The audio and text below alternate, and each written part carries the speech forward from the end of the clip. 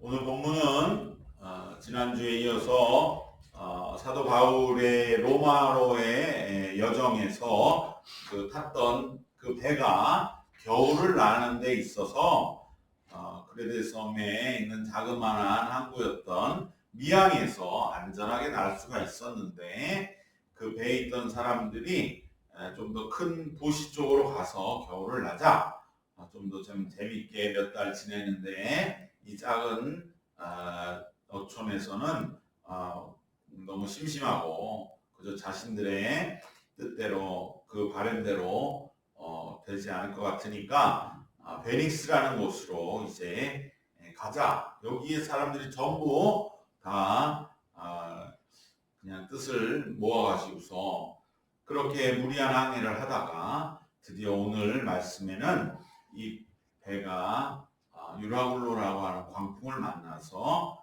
이제 표류하고 난파하고 정말 생사를 알 수 없는 그런 위기에 빠져 있는 그 여정을 말씀하고 있습니다. 이 배는 베닉스로 가는 것은 오직 그들이 단적으로 말하는 욕망을 쫓았던 것입니다. 즉 욕망을 쫓다가 이렇게 파손해버리고 난파된 이 배는 결국은 우리의 삶의 모습 그리고 신앙이 없는 사회 공동체의 모습을 그대로 상징하는 것이라고 우리는 볼 수가 있습니다. 처음에는 어느 정도 순항하는 것 같이 우리는 13절에 남풍이 순하게 불매 그들이 뜻을 이룬 줄 알고 닷을 감아 그레데 해변을 끼고 항해하더니 어느 정도 처음에 순항하는 것 같습니다. 우리가 세상에서도 욕망을 따라 살면서도 나 이 정도면 괜찮아. 뭐 어때? 이렇게 여기며 가지만 그러나 곧 시련과 파국이 다가오고 마는 것입니다. 결코 욕망과 인간의 지혜로 인도되는 삶과 그 공동체는 이러한 시련을 극복할 수가 없습니다. 사방에서 사나운 풍랑과 물결이 일어나고 그리고 그 바람은 너무나 세차게 불어서 그들의 힘을 얻을 수 있는 돛을 바람에 따라가는 배였기 때문에 돛을 펴서 가는데 돛을 펼 수 없을 정도로 강하게 바람이 불어옵니다. 평소에 나에게 도움이 됐던 일이 오히려 너무 내 삶을 뒤흔들어 놓는 일들이 마구마구 일어나게 되는 것이죠. 겨우겨우 거룻배라고 하는 거루를 묶었다라고 하는 것은 이 큰 배, 276명이나 탄 큰 배인데 이 배는 항해 바로 될 수가 없기 때문에 멀찍이 대놓고 거기서 육지로 들어갈 때 작은 갈아타는 배를 거룻배라고 합니다. 그 거루를 평소에는 이렇게 뒤에다가 묶어서 같이 어떻게 보면 새끼 배처럼 끌고 가는데 풍랑이 칠 때 그게 부딪혀서 배가 위험하기 때문에 그것을 이렇게 들어 올려서 묶어야 되는데 그 일을 겨우 이렇게 했다라고 기록하고 있죠. 겨우겨우 거룻배를 배에 묶고 그리고 배를 정박하는 닷을 조금이라도 배가 흔들리지 않도록 늘어뜨린 채로 그러나 방향은 전혀 알 수 없는 곳으로 표류하고 배가 침몰할까봐 두려워서 자신들의 모든 짐을 다 내버리고요. 마지막에는 배에 쓸 기구와 장비마저도 내버리는 이 난파된 이 배의 모습은 바로 한계를 뛰어넘는 위기 앞에서 모든 것을 잃어버리고 나도 해결할 수 없는 그러한 인간의 모습을 우리에게 보여주고 있습니다. 우리는 살면서 이러한 우리의 한계를 뛰어넘는 시련을 마주해서야 비로소 자신들의 잘못을 깨닫고 그때야 마침내 살아계신 하나님을 찾고 하나님께로 돌아오는 것이 인간의 정말로 어떻게 보면 연약함이라고 할 수가 있을 것입니다. 그 전에 좀 돌아오면 바울도 여기서 내 말을 들었더라면 이러한 꼴을 당하지 않았을 것이고 우리가 이렇게 생사를 알 수 없는 위기에 처하지 않을 것이라고 말하는 것처럼 어떻게 인간은 꼭 이러한 것을 겪어야만 그렇게 하나님을 찾는가 하는 것입니다. 자신이 삶의 주인이라고 떵떵거리며 우리가 베니스로 가기로 결정했으니 우리가 결정한 대로 가도 우리가 가는 것이지 누가 뭘 할 것이냐. 자신의 뜻대로 이렇게 결정하는 것이 얼마나 위험하고 오만한지를 미리 깨달았다면 이런 위험에 빠지지 않았을 텐데, 바로 인간의 근원적인 한계와 무지와 원죄를 우리 다시 한번 여기서 확인하게 됩니다. 그러므로 오늘 말씀 우리에게 첫 번째로 주시는 교훈은, 우리 믿는 자는 결국 자기 자신이나 욕망에 이끌려서 우리의 삶을 인도하시는 주님의 인도하심을 등 돌리거나 배반해서는 안 될 줄로 믿습니다. 우리는 늘 내 삶의 길을 주님께 인도해달라고 기도해야 될 뿐만 아니라 그 기도 속에서 주시는 하나님의 인도하심이 있는데, 분명히 이것은 나에게 어떤 영적 확신으로 다가오죠. 내 속에서 부인할 수 없는. 그런데 이것이 때로는 고난의 길이 될 수 있고, 욕망을 절제하고 때로는 미항에 머무르는, 내 자신이 원치 않는 것 같이 여겨진다 할지라도 우리는 어떻게 해서든지 간에 주님이 내게 주신 이 확신을 지켜나가기 위해 애써야지, 이것을 진지 모른 채 한다거나 내가 그렇게 확실하게 듣지 못했다거나 심지어 대놓고 그보다는 이게 더 좋을 것 같다는 나의 생각을 가지고서 주님의 뜻을 배반할 때 얼마나 큰 시련과 삶의 위기가 다가오는가, 우리 이것을 꼭 기억하시고, 주님 항상 나에게 인도하여 주시고, 내가 인도함 받는 주님의 길이 때로는 내 생각과 부딪힐 때에 주님의 뜻을 따를 수 있는 믿음을 허락하여 주시옵소서. 함께 겸하여 기도하는 우리가 되어야 할 줄로 믿습니다. 이러한 위기 상황 속에서 바울은 이제 믿는 자로서 굳건하게 세워지게 되는 것입니다. 삶의 종말적인 위기, 그야말로 이제 마지막이 다가오는 이 위기 속에서 진실되게 마음과 영혼 깊은 것까지 담대함을 가질 수 있는 자는 바로 오직 참된 하나님을 믿는 자들 뿐입니다. 겉으로는 은연한 척할 수 있어요. 겉으로는 뭐 아무렇지 않은 척할 수 있어요. 그러나 내 자신을 알고 그 마음의 깊은 영혼과 마음 깊은 곳을 볼 줄 아는 사람은 알죠. 저는 두려워하고 있구나, 떨고 있구나. 그러나 믿는 자들은 우리 마음 영혼 깊은 것까지도 담대할 수 있는 것은, 우리는 하나님, 진정으로 그 하나님이 계시기 때문에 우리 속에는 진실된 그러한 담대함으로 우리는 그 위기 속에서도 진실될 수가 있는 줄로 믿습니다.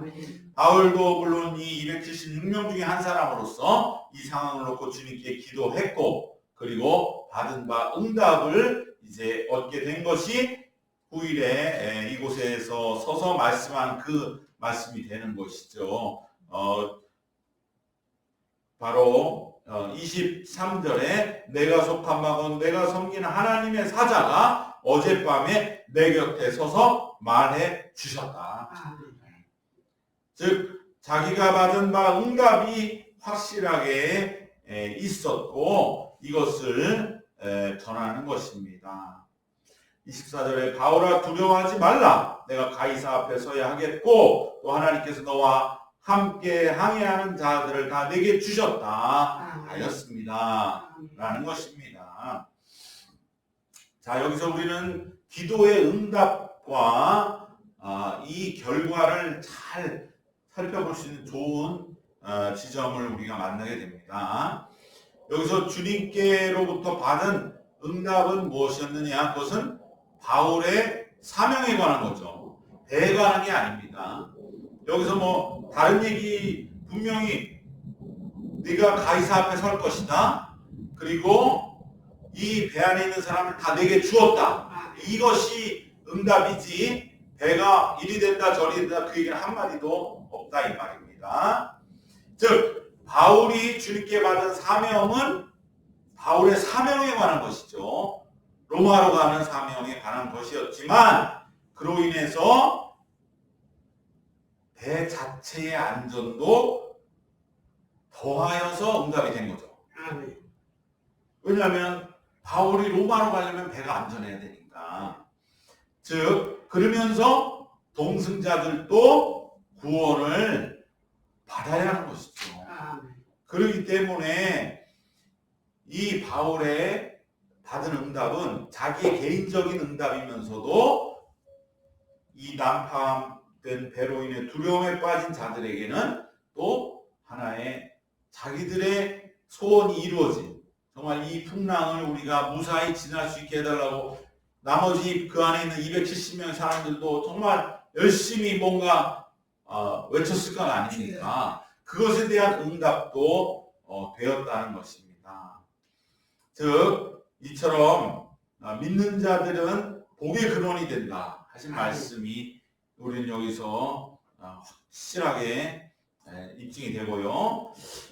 믿는 자의 사명에 관한 응답, 즉 바울이 여기에서 정말 어떻게 하나님께 제가 로마로 가야 되는 사명은 어떻게 됩니까? 그렇게 기도했던 응답은 매우 빠르게 응답됐죠. 그런데 배 안에서 살려달라고 막 부르짖던 사람들의 응답은 아직도 안 왔다 이 말이에요. 이건 뭘 말합니까? 즉 우리가 기도할 때의 응답에는 내가 사명에 대한 응답은 빨리 와요. 그거는 내가 하나님 앞에 정말 기도해 보면 어떤 확신으로 이렇게 나한테 어떤 물결이 임하서 밀려오듯이 밀려오는 확신으로 주님이 말씀해 주십니다. 그런데 세상적인 응답은 늦게 옵니다. 그것을 우리는 여기서도 알 수 있어요. 여기서 지금 이 사람들의 살려달라는 것은 아직 응답이 안 됐잖아요. 근데 바울은 벌써 사명으로 응답을 받았잖아요. 여기서 우리는 바로 세상적인 기도에 대한 응답은 매우 더디구나 라고 하는 것을 우리는 한번 짚고 넘어가게 됩니다. 그런데 사명의 기도와 세상적인 기도가 이렇게 맞물리는 경우가 바로 이 경우죠. 왜냐하면 바울의 사명의 기도 응답이 곧 세상적인 이 사람들이 살려달라는 기도의 응답도 되잖아요. 그러니까 우리가 내가 사명만을 위해서 기도하고 세상적인 것에 대한 기도가 구별되지가 않는다. 즉 우리는 세상적인 응답만을 놓고 기도할 수도 없고 사명만을 놓고 기도할 수도 없다. 이것은 함께 맞물려 있는 경우가 많은 것이죠. 오늘처럼 바울이 로마로 가는 사명의 기도 응답이 바로 동승자들의 생존의 기도 응답과 직결되어 있는 이 경우, 바로 우리는 이 동승자들은 결국은 바울의 사명 때문에 살아나게 됐다라고도 말할 수 있는 거죠. 우리는 이것을 꼭 기억해야 됩니다. 그러면 여기서 이제 바울의 내가 받은 기도 응답을 듣고 그 배 안에 있는 사람들이 그럼 우리도 살 수 있나 보다 라고 하면서 이제 나도 응답되었다라고 여길 때 조심해야 한다는 것입니다. 즉 우리가 뭔가 세상적인 응답이 있을 때에 그 근원을 파고 들어가면 거기에는 주님의 사명 덕분에 그 세상적인 것도 응답된 경우가 많다는 것이죠. 즉 쉽게 말하면 선교하라고 재물 주신 거예요. 하나님의 영혼을 구원하라고 나에게 어떤 지위를 주시고 나에게 형통함을 주셨다면, 그래도 내가 복받았다는 것이 있다면 그것은 하나님의 사명을 위해 주신 것이지 뭔가 그것 세상적인 응답이 목적이 되어서 준 게 아니라 이 말이에요. 또 그것이 자기의 공로 때문에 내가 하나님께 이렇게 매달려 기도했기 때문에 어떠한 재물과 지위와 형통함의 응답을 받았다고 여긴다면 그 자는 누구냐? 바로 바울 옆에서 바울의 사명의 응답을 듣고서 내가 그래도 그렇게 열심으로 매달렸으니 나도 이제 살겠구나라고 여기는 이 배 안에 탄 무지한 나머지 사람들과 같다는 것을 잊지 마시기를 바랍니다. 결론적으로 우리들도 사명에 대한 기도 응답으로 인하여 내가 세상적인 기도 응답을 함께 받은 것이구나. 나에게 이만한 건강 주시고 나에게 이만한 그래도 뭔가 당장 문제 앞에 전전긍긍하지 않을 수 있는 상황을 주시고 나에게 이만한 명예와 또 지위와 형통함과 재물을 주신 것은 그것이 목적이 아니라 사명에 대한 기도 응답으로 주신 것이다. 우리는 이것을 기억하고 사명의 기도의 응답을 주신 뜻을 우선시해야 될 줄 믿습니다. 세상적인 기도 응답에만 도취되지 말고 세상적인 응답을 주신 근원적인 사명의 응답을 먼저 우리는 생각할 때에 우리는 그 세상의 응답도 제대로 우리가 이제는 이해하면서 받은 것이고요. 그리고 그것을 진정으로 우리가 귀하게 이제 주님 위해서 쓰게 될 줄로 믿습니다. 마지막 세 번째로 이제 바울은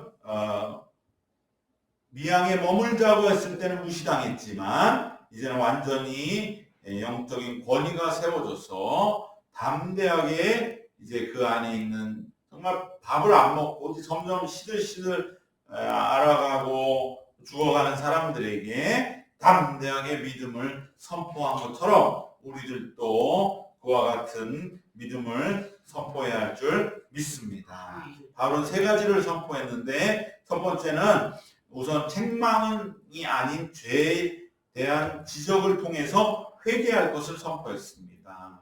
바로 21절 하반절에 여러분이여 내 말을 듣고 글에 대해서 떠나지 아니하여 이 타격과 손상을 면하였더라면 좋을 뻔하였느니라. 이것은 그냥 어떠한 그렇다고 책망하는 게 아니고 우리가 그러한 분명한 다른 길이 있었지 않습니까? 라고 바울은 이야기하면서 이것을 통해서 회개하면 된다. 우리가 모두 다 잘못된 결정을 내린 것에 우선 이것을 인정하고 회개할 것을 권고합니다. 지난날의 잘못을 파헤치는 것이 아니라 분명한 사실을 확인시키고 이 잘못에 대하여 인정하는 것부터 이제 일깨워 주는 것인데 이때에는 뭔가 오해받기 쉬웠기 때문에 사랑하는 마음이 충만해서 내가 비록 이 아픈 부분을 어떻게 보면 말하는 거지만 그것이 정말로 지금 말할 수밖에 없는 그러한 사랑의 마음으로 전달될 것을 확신할 때에 우리는 이렇게 회개를 촉구해야 할 줄 믿습니다. 두 번째로는 바울이 선언한 것은 무엇이냐? 이제는 안심하라. 이것은 바로 어려움 속에서 풍랑이 잦아들 것이니 안심하라가 아니고 풍랑은 어찌 될지 모르지만 어쨌든 우리는 하나님께서 살려주신다고 했으니 안심하라. 우리는 어려움은 있겠지만 배는 언제 잠잠할지 알 수 없을지라도 반드시 우리는 살아날 것을 말씀하면서 어려움 자체가 없어진다고 한 것이 아니라 어려움과 상관없이 안심하라. 이제는 우리에게 희망의 빛이 있다고 하는 것을 말씀해 주면서 위로하고 있는 것을 기억해야 합니다. 세상은 위로를 많이 필요로 합니다. 우리는 계속적으로 위로하는 것은 지나침이 없다. 그래서 정말로 이제는 안심하라, 걱정하지 말라, 이러한 마음을 함께 위기에 처한 이들에게 나눌 수가 있는 것입니다. 마지막으로 바울이 선언한 것은 하나님의 사명이라는 것이 있다. 그것은 바로 바울은 이제 여기에서 어떠한 다른 이유로 우리가 살아나고 이 위기를 넘긴다고 한 게 아니고 오직 하나님이 나의 사명 때문에 우리는 살아난다고 말하면서 바로 그곳에 있는 자들은 전혀 상상하지 못했던 영적인 세계가 있고 그곳엔 하나님의 사명을 따라서 살아나가기 때문에 나는 우리 모두의 안전이 보장받음을 전하는 것입니다. 즉 바울은 자신이 확신하는 이유가 오직 하나님께 있음을 선언합니다. 어떠한 지식이나 어떠한 지금의 바람을 봐서 곧 잦아든다든지 이러한 자연환경이나 어떠한 항해에 관한 기술에 대하여 배가 안전할 것이라는 선포하는 것이 아니라 오직 사명에 대하여 보이지는 않지만 하나님은 나에게 사명을 주셨고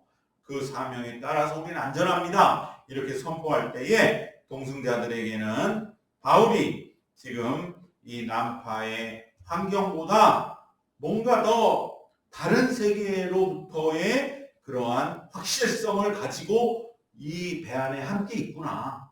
이 배가 전부가 아니구나. 라고 하는 것을 이제 소개하게 되는 것이죠. 우리들도 우리 이웃들이 정말 어려움과 혼란에 빠져 있을 때 그들과 함께 마음을 같이 하면서 바울과 같이 우리도 그들에게 진정한 회개와 내적인 위로와 또 믿음의 세계가 있다고 하는 것을 전하는 우리 모두가 되어야 할 줄로 믿습니다. 오늘 본문 세 가지로 결론을 맺도록 하겠습니다. 욕망에 이끌려 이리저리 난파하는 배는 우리의 삶과 이 세상, 불신 세상의 자화상이라고 하는 것을 기억하시기를 바랍니다. 두 번째로 사명에 대한 기도 응답으로 세상의 것에 대한 기도 응답도 주어진다는 것을 꼭 기억하시고, 우리가 대부분 기도하는 것이 세상적인 것이라고 할 때에 그것은 오히려 사명과 연관되지 않으면 더디다. 정말 하나님 앞에 사명에 대한 기도를 놓고 할 때에 우리는 세상적인 것에 대한 응답도 주어진다고 하는 것을, 즉 세상 것에 대한 응답이 목적이 아니라고 하는 것을 우리는 기억하고, 우리 이 기도 응답의 세계를 잘 살펴서 정말 우리가 하나님 앞에 내 삶이 쓰임받는 기도를 온전히 세워갈 때에 그로 인한 세상적인 것에 대한 응답도 함께 주어지는 것을 반드시 기억하는 기도 생활 되시기를 바랍니다. 마지막으로 믿는 자의 영적 권위가 세워지는 때는 반드시 옵니다. 그때에 담대하게 우리는 함께 고난당하는 이웃들에게 회개를 선포하고 내적 위로를 선포하고 영적인 믿음의 세계가 있음을 선포함으로 우리들도 어떠한 혼란한 배 안에 살아가는 것 같은 삶의 현실 속에서도 이웃들에게 삶의 구원을 선포하고 그들의 구원을 이루어 인도하는 바로 사도 바울과 같은 그러한 믿음의 삶을 살아가시기를 주님의 이름으로 축원합니다. 기도하겠습니다.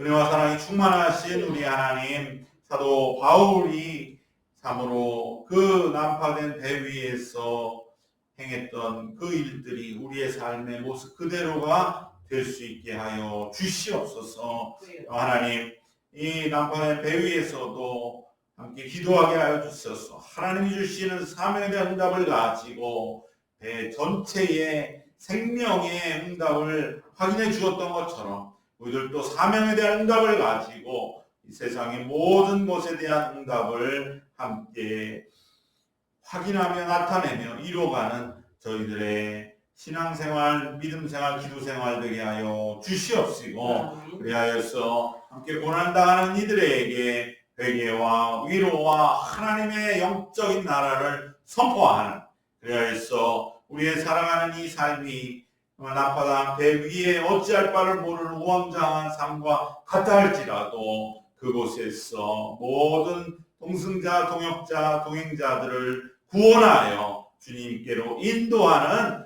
믿음의 삶을 살아가는 저희들이 되게 하여 주시옵소서. 감사드리오며 예수님의 이름으로 기도드리옵나이다. 아멘.